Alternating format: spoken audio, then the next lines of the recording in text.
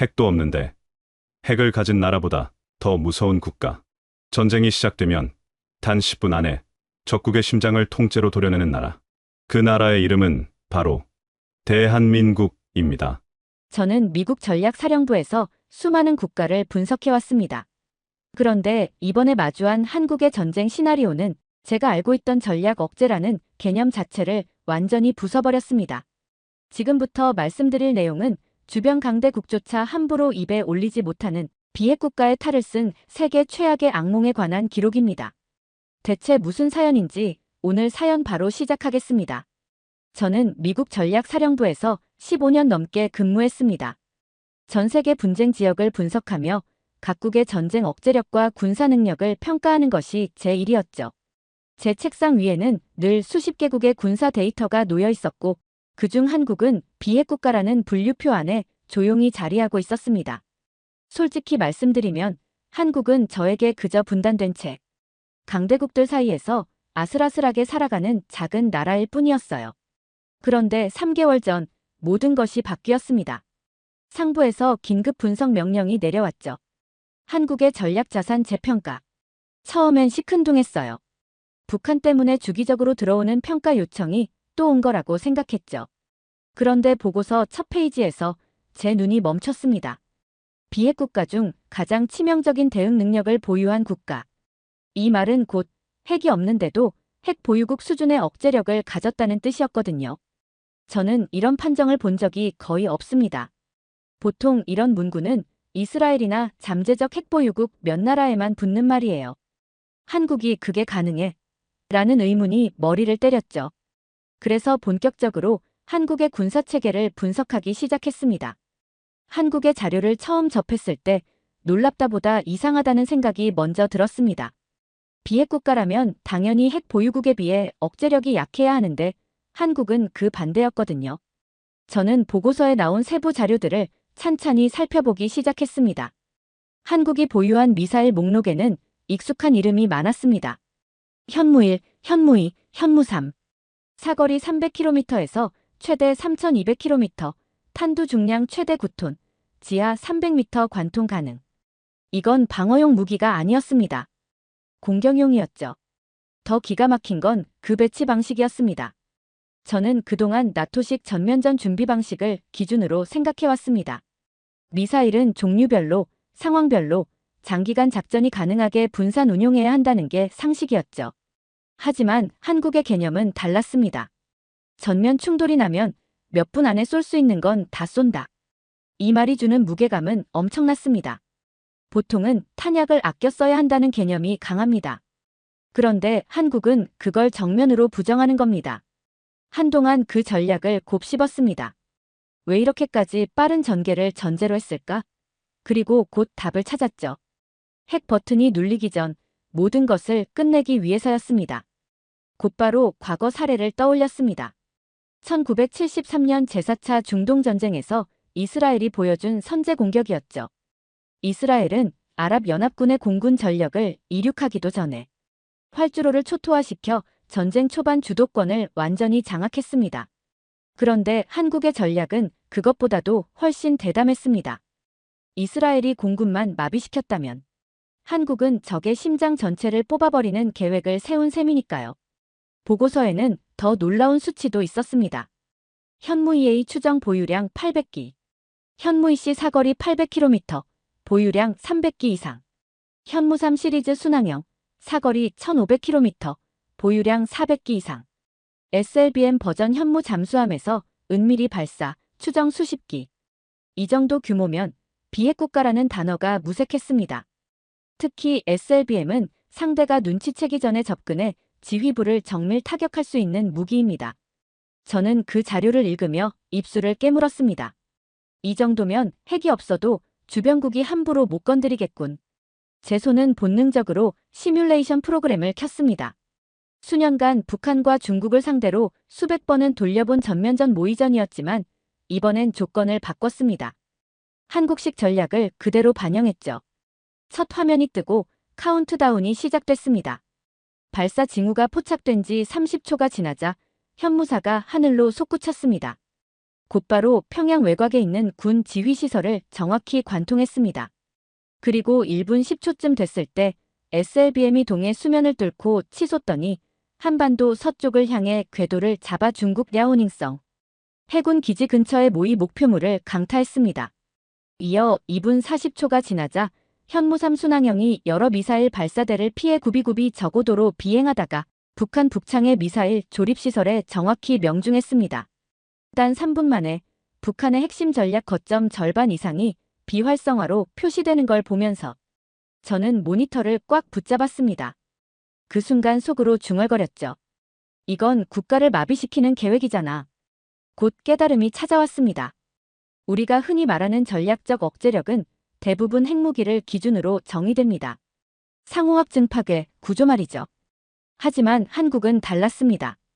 핵은 없지만 대신 핵을 막기 전에 핵급 타격을 전부 퍼붓는 방식을 완성해버린 겁니다.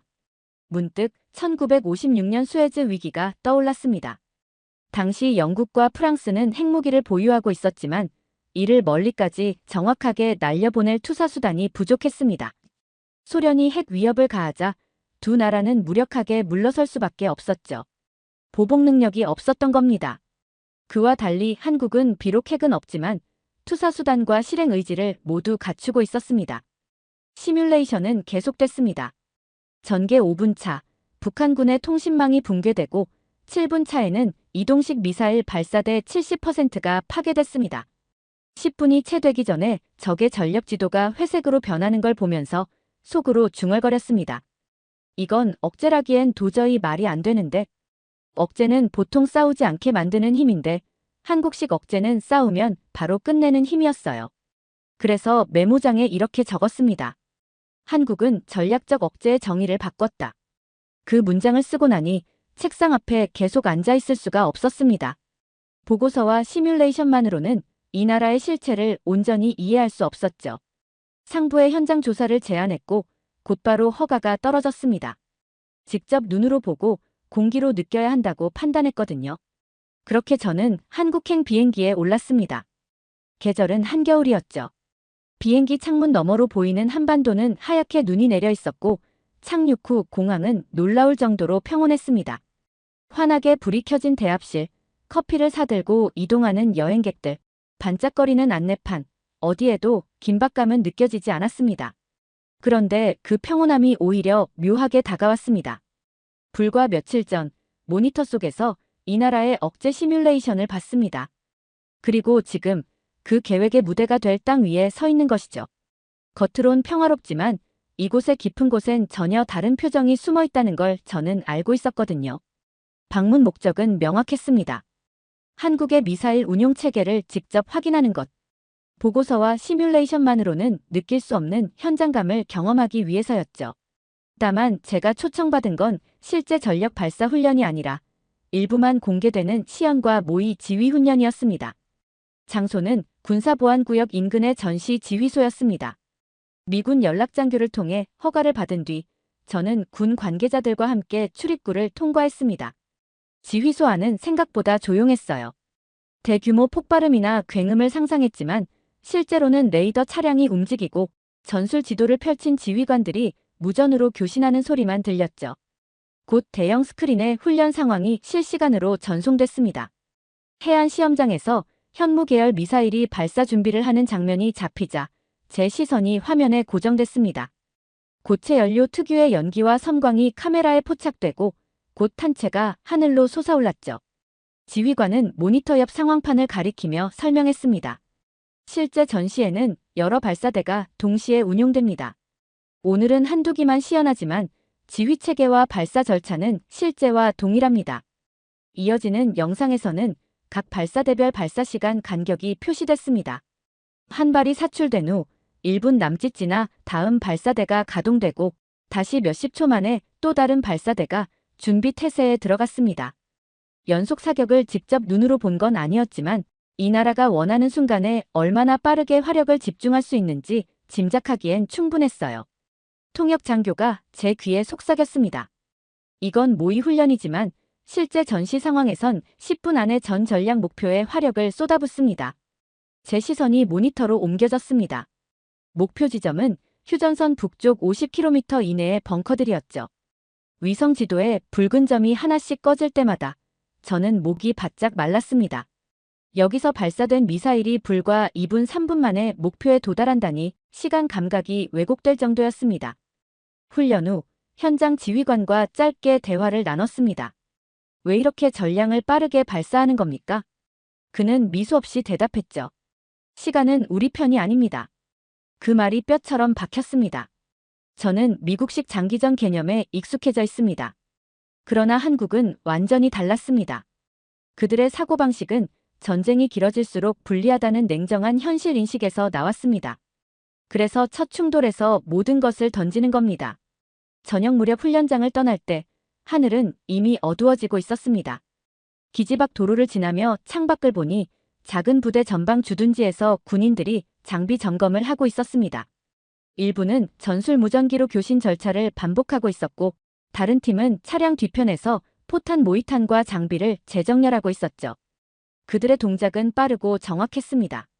훈련장에서 본 움직임과 다를 바 없었고 이곳이 일상적인 주둔지라는 사실이 오히려 더 인상적이었죠.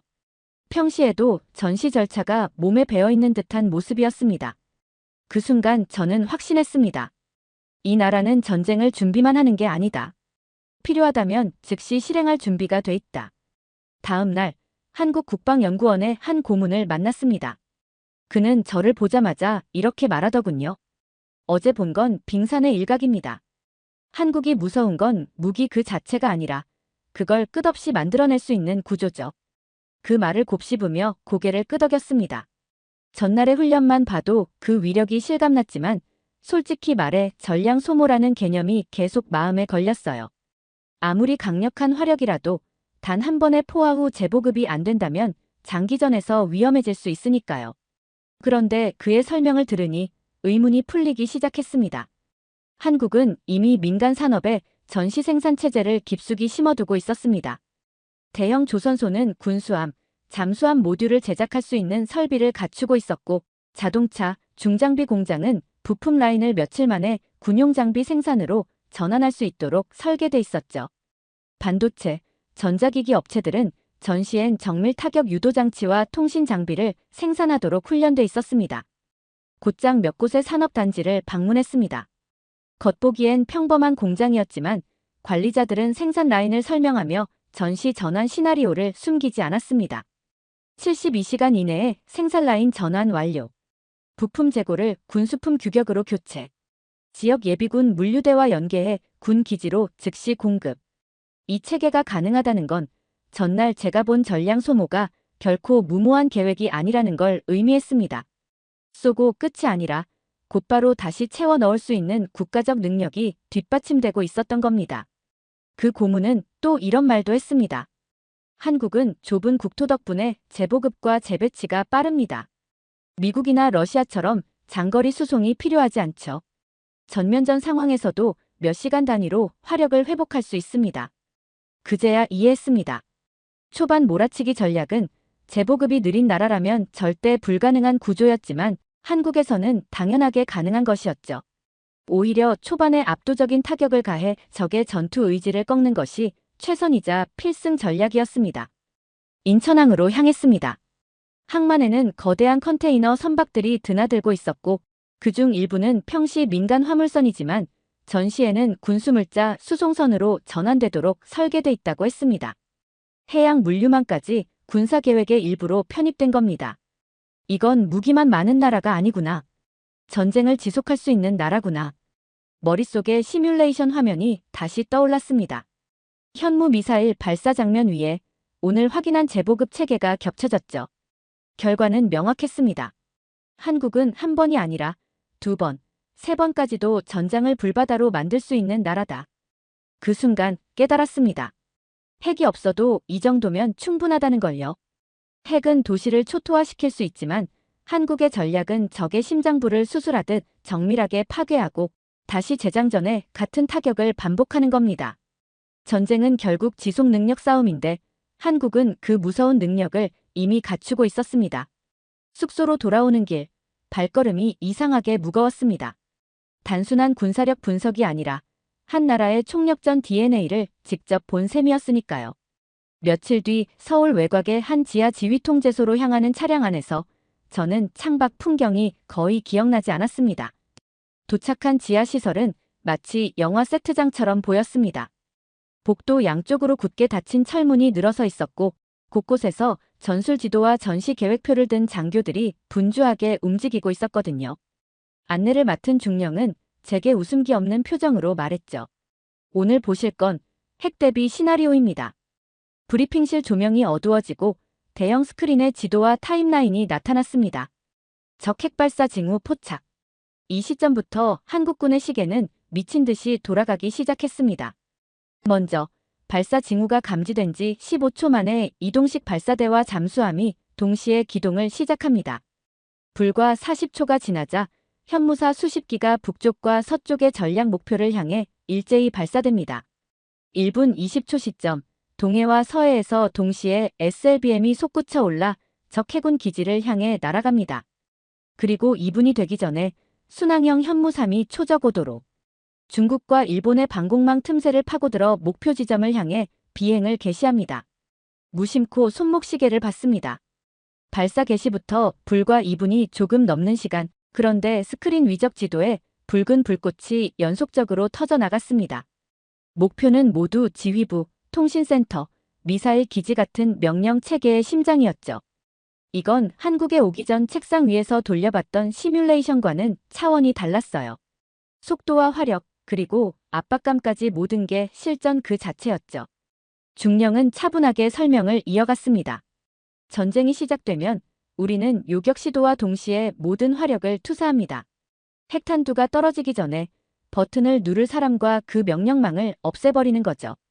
순간 등골이 서늘해졌습니다. 이건 선제적 선멸이었습니다. 방어를 위한 반격이 아니라 공격을 무력화시키는 공세형 억제력이었죠. 브리핑 타임라인은 계속 짧아졌습니다. 5분이 지나기 전 북측 주요 TEL 이동식 발사대의 80%가 파괴되고 7분 30초 시점에는 전략 항공기의 활주로가 전부 무력화됩니다. 9분째에 접어들자 적 전역 지휘망이 붕괴되며 잔여 발사 능력은 사실상 0에 가까워졌습니다. 자리에서 몸을 뒤로 젖히며 깊게 숨을 내쉬었습니다. 머릿속에 의문과 경외심이 동시에 들끓었죠. 중령이 마지막으로 덧붙였습니다. 우리는 핵이 없어도 핵 버튼을 누를 손가락을 먼저 끊을 수 있습니다. 그래서 건드리면 팔, 다리 하나씩은 각오해야 하죠. 회의실을 나서는데 제 심장이 평소보다 빠르게 뛰고 있었습니다. 저는 전략가입니다. 냉정하게 데이터를 다루는 사람입니다. 그런데 이 순간만큼은 계산이 아니라 직감이 먼저였습니다. 이 나라를 건드리는 순간 상대는 끝장난다. 지휘통제소에서 나왔을 때 머릿속이 복잡했습니다. 방금 본 시나리오가 실제 전쟁 계획임을 알았기 때문이었죠. 그날 밤 주한미군 연락관이 제 숙소를 찾아왔습니다. 그는 두툼한 봉투를 제게 건네며 말했죠. 이건 비공개지만 주변국 정보기관에서 최근 분석한 한국 군사력 보고서입니다. 읽어보시면 흥미로울 겁니다. 조심스럽게 보고서를 펼쳤습니다. 첫 페이지에는 중국 인민해방군 전략부의 비공개 문서 사본이 있었습니다. 제목은 짧았습니다. 한국의 비핵억제 전략 평가. 중국 측 결론은 간명했습니다. 한국의 현무 5급 장거리 탄도미사일은 사거리, 탄두 중량, 관통력에서 북한을 넘어 중국 본토 일부까지 직접 타격 가능. SLBM 잠수함 발사 탄도미사일은 은밀성과 기습성이 높아 탐지, 요격 가능성이 낮음. 사거리를 1000km 이하로 표기하지만 연료량 조정 시 그 이상 도달 가능. 일본 방위성의 내부 문서도 있었습니다. 거기엔 현무 시리즈가 북한 대응용이 아니라 일본 본토의 주요 군사시설을도 타격할 수 있다는 분석이 적혀 있었죠. 특히 콜드런처 방식 발사대와 이동식 발사대가 레이더 탐지를 회피할 수 있다는 점이 강조돼 있었습니다. 일본 정보 분석관의 코멘트가 눈에 띄었습니다. 명백히 다목적 독침. 어느 날 방향만 바꾸면 우리도 목표가 된다. 페이지를 넘기면서 입술을 깨물었습니다. 보고서 속 문장들이 제가 직접 본 훈련 장면과 완벽하게 겹쳐졌기 때문입니다. 중국은 사거리가 우리를 겨냥하는 듯하다며 과민 반응했고 일본은 방공망이 무력화될 수 있다는 불안을 드러내고 있었죠. 국제 무대에서도 조짐은 나타나고 있었습니다. 최근 싱가포르에서 열린 아시아 안보회의에서 중국 대표단 관계자가 비공식 석상에서 이런 말을 했다고 합니다. 북한은 핵을 협상 카드로 쓰지만 한국은 그냥 쏩니다. 전략가로서 오랫동안 억제력이란 단어를 연구해왔습니다. 그러나 한국의 억제력은 전통적인 정의와 달랐습니다. 며칠 뒤 저는 워싱턴 본부에 예비 보고서를 송부했습니다. 한국의 전략은 주변국의 심리를 무너뜨리는 정치, 외교, 군사복합체다. 이 전략이 작동하는 순간 전장은 시작과 동시에 끝난다. 문서를 전송하고 나서 창밖을 바라봤습니다. 서울의 야경이 반짝였지만 그 불빛 아래엔 언제든 전시 모드로 전환할 준비가 된 국가가 숨쉬고 있었습니다. 서울에서의 마지막 주 호텔 책상 위에 노트북을 펼쳐놓고 깊게 숨을 들이마셨습니다. 2주 동안 한국에서 보고 들은 것, 그리고 직접 체감한 공기의 무게를 이제 글로 옮겨야 했습니다. 처음 이곳에 도착했을 때만 해도 제 머릿속 한국은 미국의 보호를 받는 작은 비핵 국가였습니다. 그러나 지금 제 앞에 쌓인 기록들은 전혀 다른 그림을 그리고 있었죠. 핵이 없어도 핵 억제력에 준하는 전략적 타격 능력 보유. 수십 년간 축적된 전시 생산 체제와 민간 산업의 군사 동원력. 핵 발사 징후 포착 즉시 전량 화력 투사 가능. 주변국 방공망을 무력화할 수 있는 다층 공격 수단. 저는 이 네 줄을 보고서 초안 첫 페이지에 적었습니다. 그리고 손이 잠시 멈췄습니다. 이건 무기 평가가 아니었습니다. 한국이라는 나라의 전쟁 철학을 들여다본 결과였으니까요. 그 철학은 간단합니다. 건드리면 반드시 팔 다리 하나씩은 가져간다. 그리고 그 방법은 더 단순합니다. 핵 대신 쏠 수 있는 건 전부 쏜다. 지난 며칠 동안 이 전략이 실제로 작동 가능한 구조임을 반복해서 확인했습니다. 10분 포화 사격, 산업단지에서 확인한 재보급 계획, 지휘통제소에서 본 타임라인, 그리고 중국과 일본의 불안이 묻어난 보고서까지. 모든 퍼즐 조각이 정확하게 맞아떨어졌습니다. 가장 놀란 건 한국이 이 모든 것을 비핵국가라는 외피 안에 숨기고 있다는 사실이었습니다. 마지막 문장을 쓰면서 손끝이 떨렸습니다. 한국은 핵이 없는 유일한 핵보유국이다. 노트북 화면을 닫으니 묘한 감정이 몰려왔습니다. 안도감, 경외심, 그리고 불안. 전략가로서 저는 데이터를 냉정하게 다루지만 이번만큼은 감정이 먼저였습니다. 저는 이 보고서를 워싱턴에 전송하면서 이렇게 생각했습니다. 이 나라는 절대 가볍게 건드릴 수 없다. 한국에서의 마지막 아침을 천천히 걸으며 맞이했습니다. 도심의 공기는 차가웠지만 사람들의 발걸음은 경쾌했고 카페에서 흘러나오는 음악과 거리의 소음이 묘하게 조화를 이루고 있었습니다. 겉으로는 평범하고 평화로운 이 일상이 제가 며칠 동안 본 것들과 겹쳐지자 더욱 특별하게 느껴졌어요. 짧지만 강렬했던 체류 동안 보고서와 데이터 너머의 진짜 한국을 봤습니다. 책상 위에 놓인 숫자와 그래프만으로는 결코 알 수 없는 사람들의 의지와 준비, 그리고 그 모든 것을 가능하게 하는 체계와 문화까지요. 군사적 강함은 무기에서만 나오는 것이 아니라 그것을 지탱하는 사회와 사람들 속에 있다는 사실을 절실히 깨달았습니다. 돌아가면 이 경험을 제 동료들과 상부에 있는 그대로 전할 겁니다. 여기서 본 장면과 들은 이야기, 느낀 공기의 무게까지 하나도 빼놓지 않고요. 무엇보다도 바쁜 일정 속에서도 제게 시간을 내어주고 기밀에 가까운 훈련과 시설까지 보여준 모든 분들께 깊이 감사드립니다. 자료를 건네주던 연구원, 훈련장에서 묵묵히 장비를 점검하던 장병, 산업 현장에서 땀 흘리던 노동자, 그들의 표정과 손끝의 움직임이 제 기억 속에 오래 남을 것입니다. 이 경험은 제 경력에서 보고서 이상의 의미를 가집니다. 한 국가를 새롭게 이해했고 그 힘의 원천이 무엇인지 직접 확인했습니다. 진심으로 감사드립니다. 두 번째 사연 시작합니다. 대한민국 과학자가 세상을 바꾸고 있습니다. 부작용 없이 암세포를 8배 더 강하게 죽이는 신소재, 심지어 미국 FDA로부터 식물질 안전 인증까지 받은 세계 최초 사례. 그는 설계도도 없이 조력자도 없이 수천 번의 실험을 반복했고 눈물과 피로 뒤덮인 책상 위에서 인류가 단 한 번도 만들어내지 못했던 기술 플랫폼을 손으로 직접 빚어냈습니다. 지금 이 물질은 전 세계 40개국에서 수출 요청이 폭주 중이며 유럽, 중동, 아프리카, 남미가 줄을 서고 있습니다. 이건 의약품이 아닙니다. 국가도 자본도 하지 못한 일을 책임감 하나로 해낸 이야기입니다. 도대체 어떤 기술이길래 세계의학계가 한국을 향해 무릎을 꿇은 걸까요? 지금부터 그 누구도 알지 못했던 대한민국의 가장 조용한 승리를 공개합니다. 저는 페터 하일리히예요. 독일 프라이부르크 생명공학연구소에서 15년간 일했고 유럽의 바이오 의약품 전략 설계를 담당해왔습니다. 제 손을 거쳐간 신약 후보물질만 해도 수백 가지가 넘죠. 저는 감정이 아닌 데이터, 감동이 아닌 구조, 희망보다는 확률을 믿는 사람이었어요. 약이란 개발비와 승인 확률의 수치로 측정 가능한 투자 대상일 뿐이라 여겼거든요. 제 책상 위에는 늘 실패한 프로젝트들의 보고서가 쌓여 있었고 그때마다 역시 과학은 냉정해야 한다고 스스로를 다독이곤 했어요. 그런 제게 운명을 바꾼 문서 한 통이 날아든 건 지난해 3월의 일이었습니다. 지구상에 없던 물질이 한국에서 나왔습니다. 처음 그 문서를 받았을 때 솔직히 웃었어요. 한국? 신소재? 세계 최초? 이건 그들 특유의 기적 서사일 거라고 생각했죠. 제가 아는 한국은 빠른 추격자였지 혁신의 선두주자는 아니었거든요. 하지만 그 자료를 자세히 들여다보니 뭔가 이상했어요. 논문 스타일도 아니고 홍보 자료도 아닌 마치 실무진이 급하게 정리한 듯한 날것의 데이터들이 빼곡했거든요. 그런데 그 수치들이 너무나 정확하고 구체적이었어요.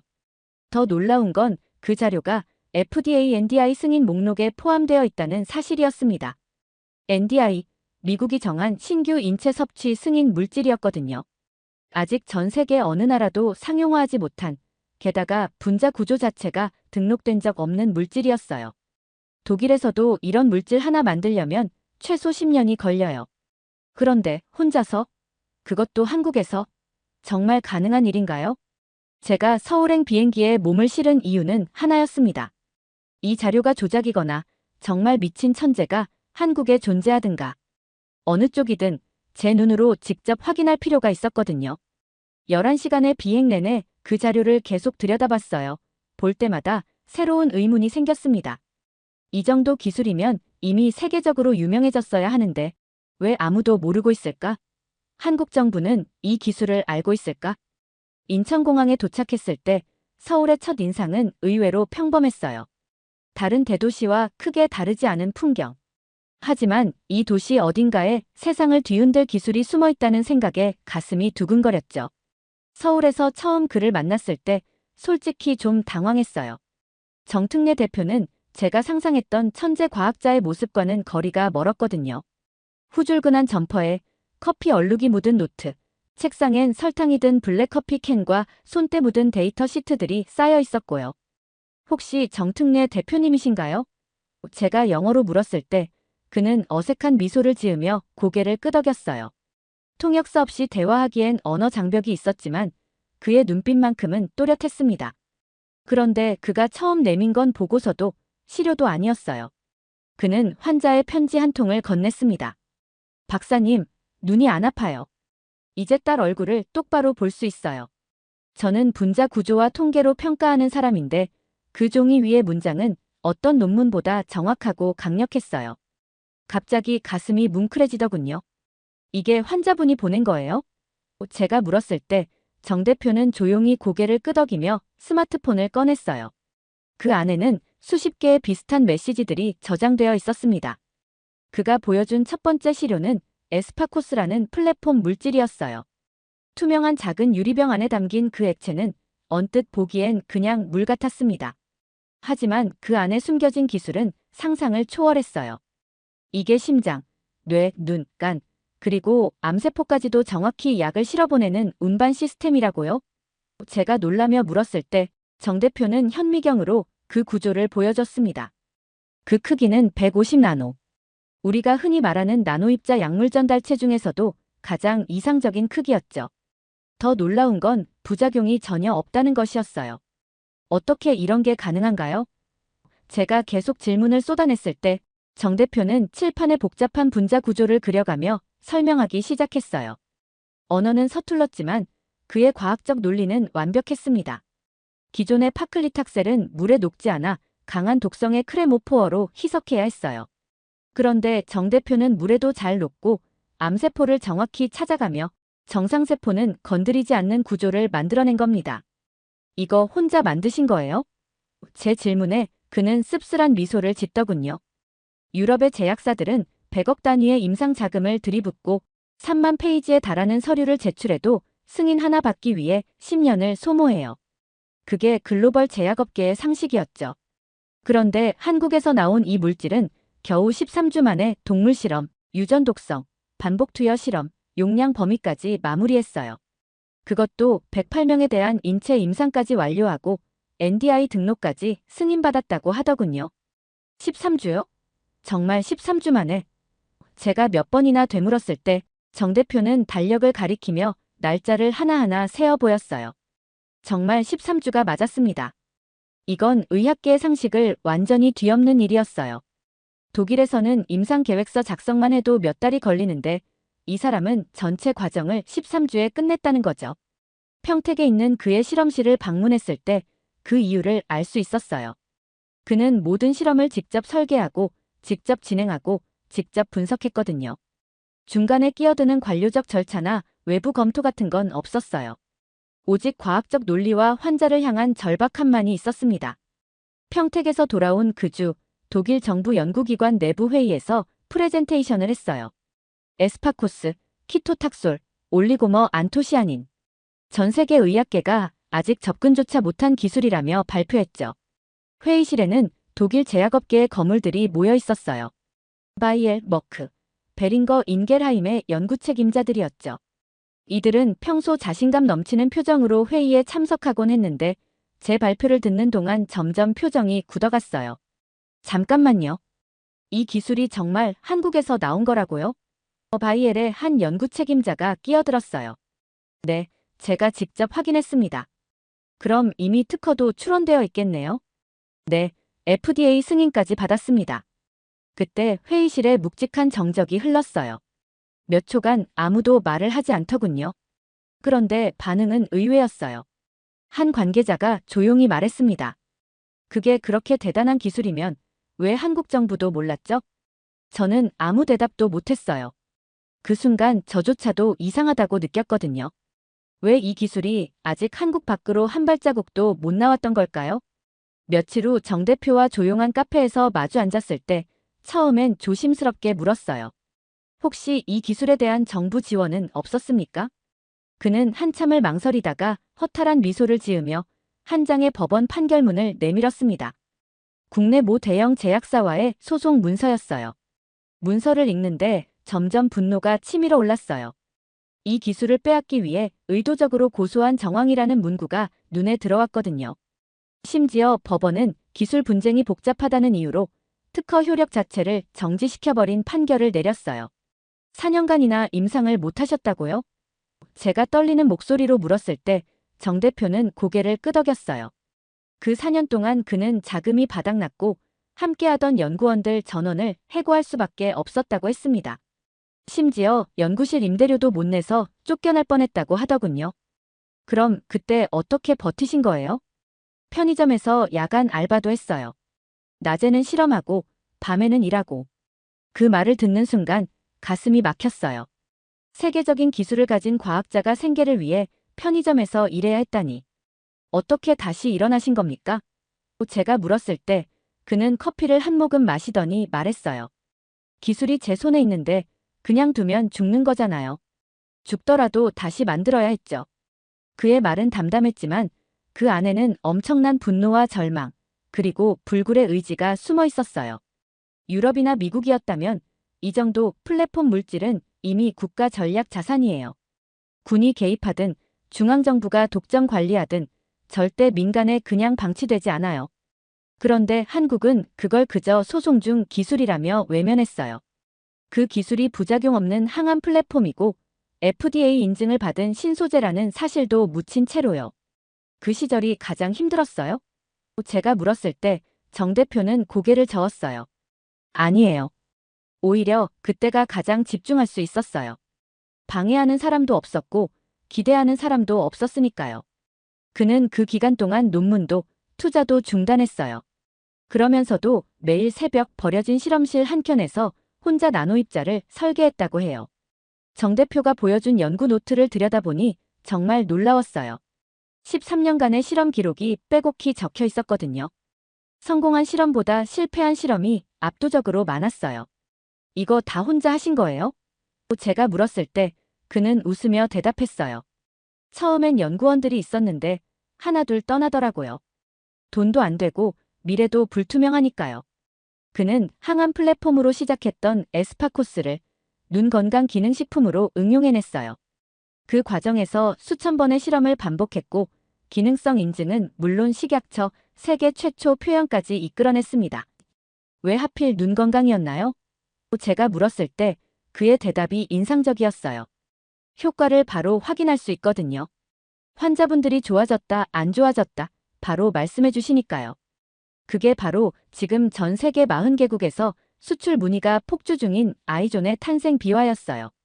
정 대표의 말을 들으며 저는 한 가지 질문을 다시 꺼냈어요. 그런데 왜 아직도 많은 한국인은 이 기술을 모릅니까? 그는 창밖을 바라보며 말했어요. 결과 나오기 전까지는 아무도 안 봐요.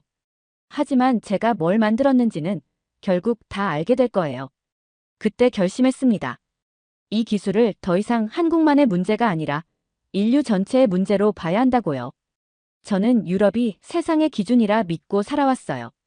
독일, 스위스, 프랑스, 스웨덴 의약품도 화학도 바이오도 유럽이 중심이라 여겼죠. 한국은 복제국가라는 인식이 컸어요. 속도는 빠르지만 오리지널은 아니라고요. 선진국의 기술을 빠르게 따라잡는 나라, 그런 식으로 생각했어요. 하지만 정 대표를 만나면서 그 모든 편견이 산산조각났습니다. 그날은 월요일이었어요. 정 대표가 저를 데리고 자그마한 창고 같은 실험실로 안내했죠. 새벽 공기가 싸늘했고 플라스틱 뚜껑이 덜렁거리는 그 작은 공간엔 전 세계에서 가장 앞선 기술이 조용히 깃들어 있었어요. 실험실이라고 하기엔 너무 소박했어요. 독일의 연구소와는 비교도 안 될 정도로 열악했죠. 하지만 그 안에서 나온 결과물은 독일이 10년 걸려도 못 만들 기술이었어요. 그는 냉장고 안에서 작은 유리병을 꺼냈습니다. 안엔 맑은 액체가 한 방울 들어있었고 병 옆에는 손으로 적은 글씨가 보였어요. 올리고머 안토시아닌 13차 개량품이라고 적혀 있었죠. 이게 뭐가 특별한가요? 제가 물었을 때 정 대표는 현미경 화면을 켜더군요. 그 물질은 안토시아닌이라는 식물 색소에서 추출한 고순도 올리고머였어요. 전 세계 수천 개의 연구실이 이 구조를 만들려 했지만 실패했죠. 안토시아닌은 빛과 열에 약하고 체내 흡수율도 낮기 때문에 대부분 상업화 직전에서 무너져요. 그럼 이 문제를 어떻게 해결하신 거예요? 정 대표는 칠판에 복잡한 화학식을 그려가며 설명하기 시작했어요. 그가 13년 동안 혼자 연구해서 안정적이고 흡수율이 높으며 기능성도 강화된 올리고머화된 안토시아닌으로 완성해낸 과정이었습니다. 임상 결과도 있나요? 제가 물었을 때 정 대표는 두꺼운 파일을 꺼냈어요. 심지어 그걸로 인체 임상까지 마쳤더군요. 눈물 분비 40% 증가, 눈물막 유지 시간 60% 증가, 건성 안구 개선율. 이 수치들을 보는 순간 저는 할 말을 잃었어요. 독일에서도 이 정도 결과가 나오면 즉시 대형 제약사들이 달려들 데이터였거든요. 이거 진짜 맞는 거죠? 제가 몇 번이나 확인했을 때 정 대표는 제 표정을 보며 이렇게 말했어요. 사람들이 뭐라 해도 결국 수치가 증명하죠. 그날 이후로 저는 독일의 연구자들 앞에서 한국을 조용히 배워야 할 대상이라 말하기 시작했어요. 며칠 후 정 대표가 직접 준비한 한 병원 임상실험 현장을 참관하게 됐어요. 이전까지는 기술을, 수치를, 그래프를 봤다면 이날은 사람을, 그리고 인생을 보게 됐습니다. 서울에 있는 중형 안과병원이었어요. 간판도 소박했고 건물도 허름했어요. 하지만 그 안엔 세상이 모르는 기적의 순간이 숨쉬고 있었죠. 시험 대상자는 안구 건조증으로 고통받던 사람들이었어요. 눈물이 마르면서 생기는 이물감, 극심한 피로, 타는 듯한 통증. 대부분이 수년간 인공 눈물에 의존하며 살던 사람들이었습니다. 보통 이런 분들은 표정이 어두운 편인데 담당 의사가 말하더니 대기실을 가리켰어요. 그날따라 앉은 그들의 표정이 유독 밝아 보였거든요. 저는 연구 기록을 훑으며 이런 생각을 했죠. 보조식품으로 그렇게까지 좋아질 수 있나? 그런데 그 의심은 진료실 문이 열리는 순간 완전히 사라졌어요. 먼저 나온 건 60대 여성 환자였어요. 그녀는 의사에게 진료 결과를 듣고 나서 고개를 푹 숙이며 이렇게 말했습니다. 선생님, 어젯밤에 딸이 쓴 편지를 처음 끝까지 봤어요. 그 말에 진료실 안이 조용해졌어요. 의사도, 간호사도, 저도 모두 그녀를 바라봤죠. 편지요? 의사가 물었을 때 그녀가 눈물을 훔치며 대답했어요. 딸이 결혼할 때 쓴 편지예요. 2년 전에 받았는데 눈이 너무 아파서 몇 줄 읽다가 포기했거든요. 근데 어제는 끝까지 다 읽을 수 있었어요. 그 다음 환자는 30대 남성이었어요. 컴퓨터 디자이너였는데 모니터를 30분 이상 못 보던 사람이었습니다. 그가 흥분한 목소리로 말하더군요. 지금 5시간 작업했어요. 눈이 안 아파요. 진짜 안 아파요. 이런 적이 언제였는지 기억도 안 나요. 세 번째 환자는 50대 교사였어요. 칠판 글씨를 쓰기 힘들어서 휴직까지 고려했던 분이었는데 그날은 완전히 다른 사람 같았어요. 학생들 얼굴이 선명하게 보여요. 교실 뒤쪽 아이들까지도요. 이건 삶이었고 자유였고 희망이었어요. 저는 그동안 기술을 숫자로만 봤는데 그날 비로소 기술이 가진 진짜 의미를 깨달았습니다. 정 대표는 조용히 제 어깨를 툭 건드리며 말했어요. 이분들 덕분에 저도 버텼어요. 누가 안 알아줘도 이 사람들이 괜찮아지면 그걸로 되거든요. 그 짧은 한마디에 수십 년의 제 이력이 무너졌어요. 나는 지금껏 기술을 팔아먹을 숫자로만 봤구나. 그런데 그는 지켜야 할 사람으로 기술을 만들었더군요. 임상 결과는 더욱 완벽했어요. 눈물 생성량 평균 39.8% 증가. 눈물막 유지 시간은 8주차부터 급상승해서 12주차엔 P값 0.001 이하로 유의성을 확보했죠. 독일 어느 학술지에 실려도 노벨상 후보라도 오를 데이터였어요. 하지만 정 대표는 조용히 말해요. 이 약이 도움이 되면 그게 상이죠. 진료가 끝난 뒤 몇몇 환자들이 약 개발자에게 인사를 하고 싶다고 했어요. 정 대표는 쑥스럽다며 도망치듯 사라졌고 그 자리를 대신해 제가 서게 됐습니다. 그중 한 아주머니가 제 손을 꼭 잡고 이렇게 말했어요. 정말 감사합니다.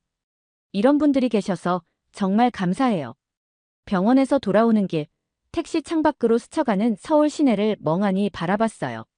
수많은 간판들, 빽빽한 차량, 바쁘게 움직이는 사람들. 그 혼잡함 속에서 갑자기 이런 생각이 들었습니다. 도대체 아무도 도와주지 않는데 혼자서 이런 걸 만들어내는 걸까?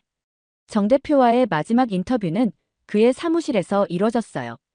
도시 외곽의 한 건물. 간판도 없이 고장난 엘리베이터 옆 계단을 올라가자. 허름한 철제문 너머로 실험기구 몇 개와 스티로폼 상자가 보였어요. 대표님, 여기가 연구실 맞습니까? 실험도 하고 잠도 자고 밥도 먹는 공간이에요. 그 대답에 말문이 막혔죠. 유럽이나 미국 같았으면 이 기술은 최소 수백억 투자가 들어갔을 거예요. 실험실 한쪽 벽에는 실패한 실험들의 기록이 빼곡히 붙어 있었어요. 성공한 것보다 실패한 게 훨씬 많았죠. 그 옆에는 환자들이 보낸 감사 편지들이 정성스럽게 보관되어 있었어요. 이게 제 원동력이에요. 정 대표가 그 편지들을 가리키며 말했어요. 그는 말했습니다. 한국은 위기 속에서 전투력을 발휘해요. 외면받아야 집중하거든요. 사실 유럽의 대부분 기술 개발은 정교한 시스템과 대규모 펀딩을 기반으로 해요. 기획서, 평가단, 심해, 리스크 모델 모든 게 체계적이고 예측 가능하죠. 그런데 한국은 달랐어요. 정 대표는 말했습니다. 한국은 시스템이 아니라 사람 하나가 돌파해요.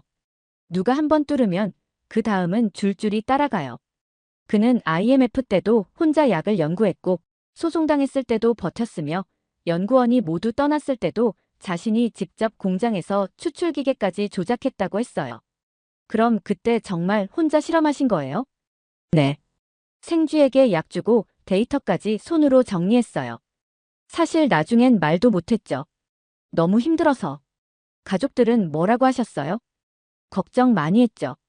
그래도 끝까지 믿어줬어요. 이건 기술의 이야기가 아니라 고립 속에서 폭발한 한 인간의 투쟁이었어요. 그리고 그걸 지켜본 가족의 이야기이기도 했죠. 그는 그러면서도 말해요. 제가 유별난 건 아니에요. 한국엔 이런 사람이 많아요. 그날 밤 호텔방에서 노트북을 열고 메일 하나를 작성했어요. 수신이는 독일 연방보건부 자문위원단. 제목은 이렇게 썼습니다. 대한민국 평택에서 시작된 기술혁명. 내용을 쓰면서도 믿기지 않았어요. 한국의 작은 실험실에서 세계를 뒤흔들 기술이 나왔다는 걸요. 독일로 돌아간 지 일주일도 안 돼서 정 대표가 만든 그 신소재에 대한 정체불명의 문의 메일을 여러 군데에서 받기 시작했어요. 수신자는 저였고 발신자는 유럽 제약사, 중동 보건청, 동남아의 유통법인이었죠. 공통점이 있었어요. 정 대표의 올리고머 안토시아닌 관련 기술 설명을 듣고 싶다. 혹은 FDA 등록된 NDI 문서 공유 가능하냐는 문의였어요. 깜짝 놀랐습니다. 왜냐하면 그 누구에게도 제가 이 사실을 흘린 적이 없었거든요. 그런데도 이미 정보가 퍼져 있었고 더 놀라운 건 이 기술이 벌써 전략 물자처럼 취급되고 있다는 사실이었죠. 어떻게 알고 있었을까? 답은 명확했어요. FDA NDI 승인 리스트에 이 기술이 공식 등재되자마자 전 세계 식약처와 바이오 기업들이 일제히 추적을 시작한 겁니다. 이건 건강기능식품 원료가 아니었어요. 신물질이면서도 인체 적용 임상까지 통과한 시장 진입 가능 기술이었으니까요. 정 대표에게 급히 연락을 했습니다. 대표님, 혹시 지금 수출 요청 얼마나 들어오고 있습니까? 정확히는 모르겠어요. 한 40개국 넘은 것 같은데요. 대부분 처음 듣는 나라예요. 중동, 북아프리카, 동유럽, 브라질도 있고요. 응답은 어떻게 하고 계세요? 아직 준비가 안 됐다고 하고 있어요. 우리나라 사람들도 모르는데 벌써 수출할 수는 없잖아요. 지금 이 기술은 국경을 초월해 퍼지고 있었던 겁니다. 한국이 원하든 원하지 않든 말이에요. 사실 대부분의 신약 후보 물질은 기술 수준이 아무리 높아도 임상과 유통이라는 벽을 넘지 못해요. 하지만 정 대표가 만든 이 물질은 달랐어요. FDA의 신물질 승인 통과, 식약처의 개별 인정 원료, 등록 인체 임상 결과 확보, 기능성 입증 수치 확보, 대량 생산이 가능한 공정 시스템 보유. 즉, 지금 당장이라도 수출이 가능한 완제품 준비 상태였어요. 유럽에서 일어난 반응도 충격적이었어요. 한 프랑스 제약사 고문이 제게 전화를 걸어 말했죠. 이거 정말 한국에서 나온 게 맞습니까? 이 정도면 우리 정부도 관심 가져야 해요. 심지어 독일 내무부 보건전략국에서도 기술 이전이나 독점 계약 가능성 여부 검토라는 내부 검토 보고서를 작성하고 있었어요. 경악했습니다. 이건 더 이상 작은 실험실의 이야기가 아니었고 국가 간 의약 주권과 직결된 이야기가 된 겁니다. 저는 다시 연락해 말했어요. 대표님, 이건 국가 자산입니다. 제대로 키우지 않으면 다른 나라가 먼저 가져가 버립니다. 근데 전 아직 우리나라가 이걸 진짜 믿어줄까 그게 더 걱정이에요. 기술이 아니라 사람이 문제니까요. 그 말은 너무 현실적이고 너무 슬펐어요. 하지만 저는 알아요. 이제 이 기술은 한국이 원하든 원하지 않든 세계가 쫓아오는 기술이 됐다는 것. 정 대표는 다른 과학자들과 달랐어요. 그는 특허료가 아니라 사람을 먼저 받고 유통계약서보다 환자의 눈을 먼저 들여다봤어요. 제가 대기업 R&D 본부에서 근무할 때 늘 제일 먼저 보는 게 ROI였어요. 수익률, 회수기간, 투자 대비 이익.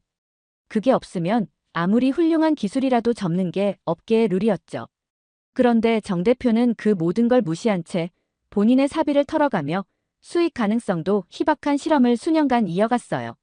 그럼 처음부터 이게 돈이 안 되는 기술이란 걸 알고 있었습니까? 그는 웃으며 말했어요. 눈 건강은 시장이 작아요. 안구 건조증이 생명에 치명적이지도 않고 보험도 안 되는 치료제니까요. 근데 매일 고통받는 사람들이 있잖아요. 그걸 아니까 그냥 안 멈춘 거예요. 유럽에서는 비용 대비 이득이 가장 중요한 기준인데 그는 철저하게 필요 대비 책임을 우선으로 두고 있었던 겁니다. 심지어 그는 제품을 완성한 뒤에도 프리미엄 가격으로 판매하지 않았어요. 그 이유가 뭐였는지 아시나요? 눈이 불편한 사람들은 대부분 중장년층이에요. 은퇴하거나 수입이 없는 분들도 많죠. 그래서 약국보단 온라인으로, 병원보단 집으로 가게 했어요. 가격도 최소한으로 낮췄고요. 그리고 진짜 놀라운 건 그 다음 말이었어요. 사실 남는 게 별로 없어요. 그래도 괜찮아요. 어차피 사람 살리려고 만든 거니까. 그는 세계 최초라는 타이틀을 얻고도 대기업의 기술을 넘기지 않았고 해외 투자 제안을 전부 거절했어요. 하나의 조건 때문이었어요. 국내 생산, 국내 관리, 국내 유통. 그가 강조한 말입니다. 이건 우리 손으로 만든 약이에요. 우리 어머니, 아버지, 자식들한테 들어가는 약이니까 절대 외국에 맡기고 싶지 않아요. 정 대표는 돈을 벌기 위해서가 아니라 자기 손으로 만든 기술이 자기 주변을 살리길 바라는 마음으로 움직였어요. 그리고 그 마음이 결국 세계 시장을 흔들게 된 겁니다. 저는 오래전부터 한국을 성장한 제3세계 정도로 정의해왔어요. 중진국 함정을 벗어난 산업국가, 기술은 있지만 본질은 따라가는 나라. 그러나 이번 방문 이후 그 모든 정의는 쓰레기통에 들어갔습니다. 한국은 누구도 주목하지 않았던 곳에서 누구도 상상 못한 방식으로 세상을 바꿀 준비를 하고 있었어요. 그리고 그 중심에는 돈도, 권력도, 명예도 아니고 한 사람, 해야 하니까 하는 사람이 있었어요. 정특례 대표. 이 사람은 거창한 포부나 선전 문구도 없었어요. 그저 필요한 일을 했고 누군가 그걸 하지 않으면 아무도 안 할 것 같았기에 혼자서 시작했어요. 한국은 이미 전 세계에 수출하고 있어요. 자동차, 철강, 반도체, 조선. 하지만 정 대표를 보며 느낀 건 이 나라는 이제 산업이 아니라 책임을 수출하는 나라라는 것이었습니다. 그 책임이란 게 뭔지 아시나요? 내가 만든 기술이 누군가의 삶을 바꿔야 한다는 확신, 그리고 그걸 끝까지 내 손으로 증명하겠다는 고집이었어요. 독일에 도착하자마자 바로 회의에 들어갔어요. 주제는 NDI 신소재 대응 전략. 정 대표의 기술을 독일 제약사들과 어떻게 협력할 수 있을지를 논의하는 자리였죠. 한 간부가 이렇게 묻더군요. 기술력은 확실한가요? 투자 가치가 있다고 보십니까? 그 질문에 이렇게 대답했어요. 기술력? 그것만 있었으면 보고서로 충분했죠. 돌아와서 직접 말하고 있는 건 그 기술 뒤에 있는 인간이 더 무서워서입니다. 아무도 도와주지 않는데 포기하지 않는 인간. 누가 욕해도 흔들리지 않는 사람. 수출보다 환자를 먼저 보는 눈. 그리고 끝까지 우리 손으로를 외치는 철학. 그래서 저는 확신합니다. 이 나라는 더 이상 제3세계가 아니에요. 기술은 복제할 수 있어도 이 나라가 가진 정신은 복제 불가능하니까요.